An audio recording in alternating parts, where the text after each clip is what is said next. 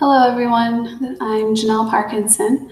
This is my poster based off of my group's research project for this semester, which was sugar consumption among BYU Idaho students. And I just wanted to give a very brief overview of my poster. So I'll zoom in here so you can more easily see the different things on my poster. So as an introduction, sugar consumption has tripled worldwide, and it has especially increased within the United States. There are many foods that contain sugar naturally, such as fruits and vegetables, but there are even more foods that contain sugar that has been added. And the amount of these added sugars in processed foods are dramatically increasing. And it's progressively getting more difficult to know how much added sugar one is consuming because most food labels do not indicate the presence of added sugars. And the US dietary guidelines recommend sugar consumption to be less than 10% of daily calories. But even still, most American adults consume more added sugars than is recommended for a healthy diet. And this overconsumption of sugar leads to both physical and psychological health problems. And to further determine sugar consumption among adults, our study was conducted to research these following questions. So we wanted to know if BYU Idaho students are conscious of the prevalence of sugar in the foods they eat and how much sugar they consume on a daily basis. We also want to know if they are aware of the numerous health risks linked to excessive sugar consumption, specifically being overweight or obese, diabetes, cardiovascular disease, dental caries, and depression. We also want to know what causes BYU Idaho students to increase their sugar consumption. And to briefly summarize our methods, we took a simple random sample of the 34,000 BYU Idaho students. We sent in a request to the Institutional Review Board, and we received 300 random student email addresses. So we created a survey through Qualtrics, and we sent out our survey to those 300 students. All responses were anonymous, and we did chi-square testing as well as linear regression to analyze our results, which was done both through Qualtrics and Excel.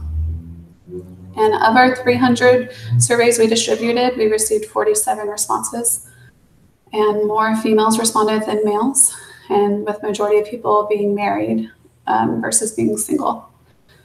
And so over here, I put in a couple of figures to show our results. So I wanted to go over this one. So we asked everyone to rate their sugar consumption over the past 2 weeks.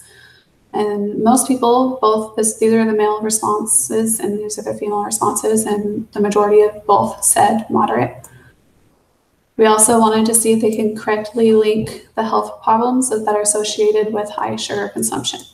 And so 96% were able to say diabetes and weight gain, with 94% saying dental caries, and 70% heart disease, and 68% said depression.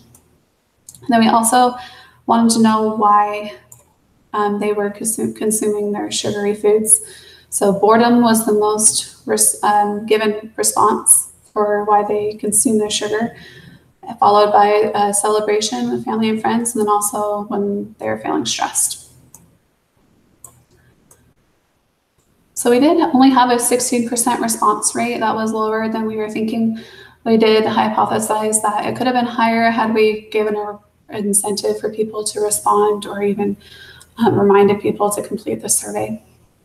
More married people than single responded to this survey, but overall the demographics of the respondents were very close to BYU Idaho as a whole. So even though the majority of the respondents reported rarely or never looking at food labels, it would be difficult for them to determine the amount of sugar that they are consuming. And of those who reported looking at food labels, many do look at the sugar content, suggesting that they are monitoring their sugar intake. So it does look like some are aware of their sugar consumption, but even so, they are still consuming sugar between moderate and high amounts.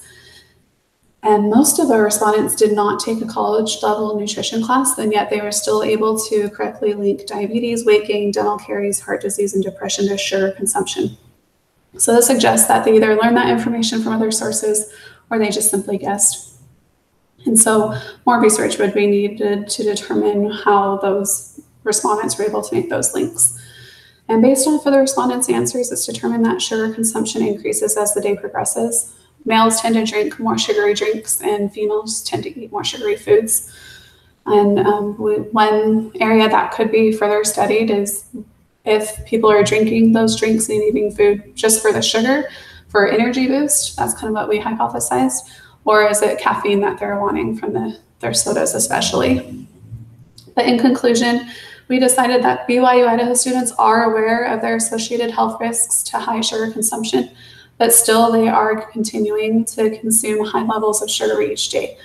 And so we concluded that health promotion campaigns to decrease sugar consumption could be very beneficial for BYU Idaho students. And that's my poster. Thank you for listening.